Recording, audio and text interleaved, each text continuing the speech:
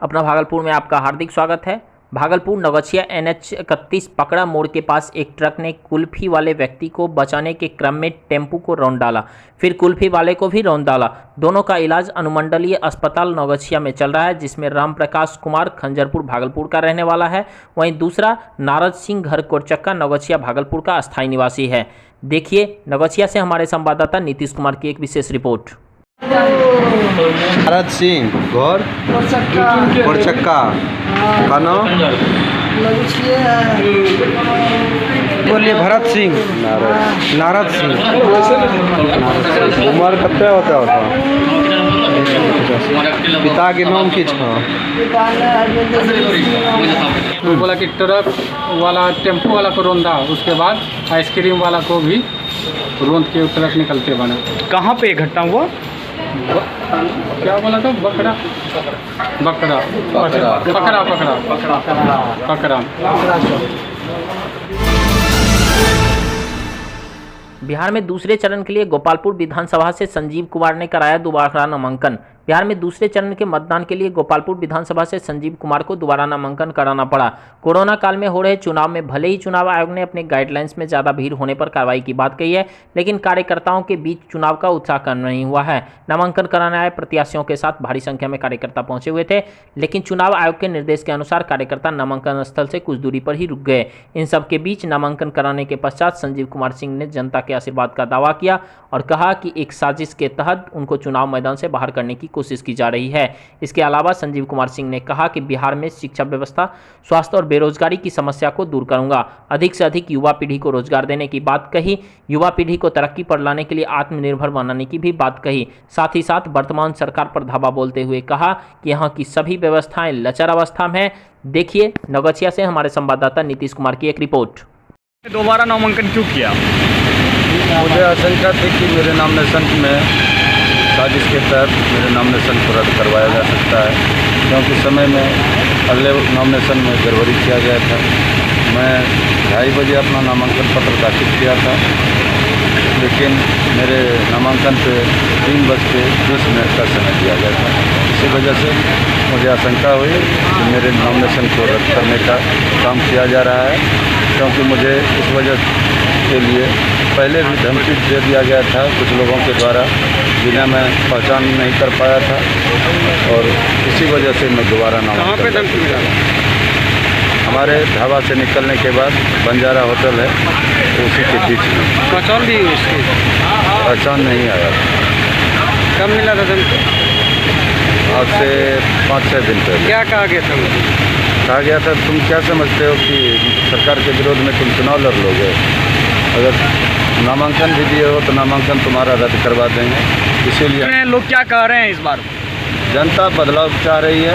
जनता जो है बदलाव की स्थिति में है, बदलाव करने के मूड में आ गई है। 20 साल जंगल राज का जो शासन काल रहा था उससे जनता उब चुकी है, और 15 साल भी जो हुआ जंगल राज 2, इनको भी जनता ने नकार दिया है। भागलपुर विधानसभा कांग्रेस प्रत्याशी ने बड़ी जोश के साथ अपना नामांकन दिया। भागलपुर विधानसभा प्रत्याशी अजीत शर्मा बूढ़ानाथ में पूजा करने के बाद स्टेशन चौक से अपने नामांकन के लिए कार्यकर्ताओं के साथ पैदल मार्च करते हुए एसडीओ कार्यालय में नामांकन दिया। वहीं नामांकन के बाद भागलपुर विधानसभा कांग्रेस प्रत्याशी अजीत शर्मा ने मीडिया को संबोधित करते हुए बताया कि क्षेत्र की जनता का पूरा समर्थन हमें मिल रहा है। हमारे कार्य में भी बची योजना है जो जीतने के बाद पूरा कर दिया जाएगा। इस बार बिहार में महागठबंधन की सरकार बनेगी। जनता के आशीर्वाद के से फिर दोबारा विधायक हम बनेंगे। आइए देखते हैं एक रिपोर्ट। और जो उत्साह जनता में आप देख ही रहे, जो नॉमिनेशन में आ रहे थे, हमारे साथ तो बहुत कम लोग थे, लेकिन धीरे धीरे जनता मिलने के लिए काफ़ी देखा, बाजारों में बहुत सारे लोग आए मिलने के लिए। इससे लगता है लोग ने हमारे काम को सराहा है, और आने वाले 3 तारीख को निश्चित तौर पर लगता है देखिए कि बहुत भारी बहुमत से हमको जिताने का काम करेंगे और शहर का विकास कराएंगे। भागलपुर के कालगांव विधानसभा में कांग्रेस प्रत्याशी के प्रचार के लिए तेजस्वी और तेज प्रताप पहुंचे, अपने अंदाज में सभा को संबोधित किया। वहीं तेजस्वी ने कहा कि इस बार नीतीश जी फिनिश, किसी भी तरह का काल कारखाना बिहार में नहीं है, जो भी है वह लालू जी के शासनकाल का है। पहले भी डेयरी उद्योग फल फूल रहा था, आज भी रेल मंत्री के कार्यकाल में ही कारखाना लगाया गया है। नीतीश जी कह रहे हैं कि उनके पास जमीन नहीं है। स्थानीय प्रत्याशी शोभानंद मुकेश के बारे में कहा गया कि वे नई ऊर्जा से लबरेज हैं। आइए देखिए एक रिपोर्ट। नीतीश कुमार जी ने तो हाथ खड़े कर दिए कि भाई वो रोजगार नहीं दे सकते। बिहार में जो है समुंदर नहीं है, उस वजह से कारखाने नहीं लग सकते। लैंडलॉक स्टेट का बहाना दे रहे हैं। वो कह रहे हैं भूखमरी गरीबी नहीं मिटा सकते, पलायन नहीं रोक सकते। 15 साल लोगों ने मौका लालू दिया। जी का शासन था, हाँ। उस समय भी आपके बिहार में डेयरी इंडस्ट्री डेवलप कर रहा था। आज के तारीख में एग्रीकल्चर बहुत है, लेकिन कोई इंडस्ट्री नहीं। देखिए, कारखाने जो लगे हैं वो लालू जी नहीं लगवाए हैं। बिहार में 3 कारखाने के अलावा चौथा कारखाना कोई नहीं बोल सकता। पहला मैढ़ोरा का, परसा का चक्का कारखाना, मधेपुरा का रेलवे का कारखाना, इसके अलावा और कोई कारखाने नहीं लगे। साथ विश्वविद्यालय लालू जी ने दिया। परमानेंट शिक्षकों की बहाली, सिपाहियों की बहाली निकलता था।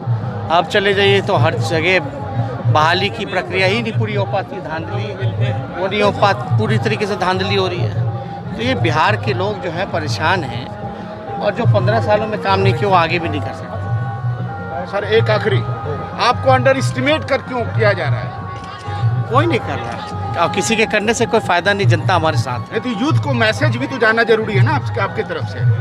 युवा होशियार हैं, जागरूक हैं, और ख़ासतौर पे बिहार के लोग तो सामाजिक और राजनीतिक रूप से सबसे ज़्यादा जागरूक होते हैं अन्य प्रदेशों के मुकाबले।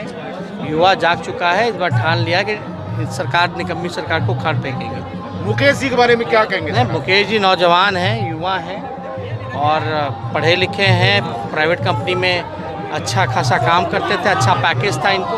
वो छोड़ करके अपने पिताजी को कार्य को आगे बढ़ाने आए हैं, सामाजिक कार्य को बढ़ाने आए हैं आप। भागलपुर भोजपुरी गायक मनोज तिवारी ने एक चुनावी जनसभा को किया संबोधित। भागलपुर कहलगांव के शारदा पाठशाला मैदान में भोजपुरी गायक मनोज तिवारी ने एक चुनावी सभा को संबोधित किया। इस दौरान मनोज तिवारी ने कहलगांव विधानसभा भाजपा के प्रत्याशी पवन यादव के पक्ष में संबोधन के पूर्व गाना गाकर जनता को आकर्षित किया। वहीं संबोधन के दौरान सबका साथ सबका विकास के नारे के साथ भाजपा के पक्ष में वोट देने की अपील की। आइए देखिए एक रिपोर्ट। पहले से मिलने वाला बधाई। मेरे भाई बहन, हमने रास्ते में जब आज हम सवेरे पटना आए, हमको कल पता चला कि हम कहलगांव जाने वाले हैं, तो मुझे कहलगांव की सारी यादें आने लगी फोन। और ये लोग, कई लोग ऐसे होंगे सवेरे से अकल से सोचोगे मनोज भैया आ रहा है, हमें चलना है, मनोज भैया आ रहा है। आपसे ज्यादा ललक मुझे थी आज कहलगांव से मुलाकात होने वाली। भागलपुर में एलजेपी के प्रत्याशी राजेश वर्मा ने भागलपुर विधानसभा से उम्मीदवारी का पर्चा भरा, जबकि भागलपुर से बीजेपी प्रत्याशी रोहित पांडे ने पर्चा भरा। नामांकन जुलूस भीड़ का मिजाज देखकर भले ही एलजेपी प्रत्याशी राजेश वर्मा उत्साहित हो, लेकिन केंद्र में बीजेपी के साथ गठबंधन का जुमला भागलपुर में टूटता हुआ दिख रहा है। पूछने पर बताते हैं कि बिहार में नीतीश कुमार से अब नाउम्मीद होने लगी है। डिप्टी मेयर रहते तो अलख जनता के बीच मैंने पाई है, वही मेरे जीत का आधार ही हो सकता है। आइए देखते हैं एक रिपोर्ट। नामांकन करके आप आ गए, क्या लगता है कितना समर्थन मिलेगा? देखिए, जिस तरीके से पूरे शहर के हर वर्ग के लोगों का स्नेह प्यार आशीर्वाद मिल रहा है, ये इस बात को प्रमाणित कर रहा है कि पूरा शहर अब जात पात, धर्म, मजहब, पार्टी से ऊपर उठकर विकास के मुद्दे पर शहर के लिए जो आवाज़, शहर की समस्या के लिए जो आवाज़ बुलंद करते हैं, शहरवासी इस बार उनके साथ हैं। और मैं पूरे शहरवासियों का हृदय से धन्यवाद और आभार व्यक्त करता हूं कि जितना जन समर्थन, जितना आशीर्वाद आज आप सभी लोगों ने मुझे आकर दिया है, मैं सभी का कोटि कोटि आभारी और ऋणी हूं। Thanks for watching this video. Do like, subscribe and share.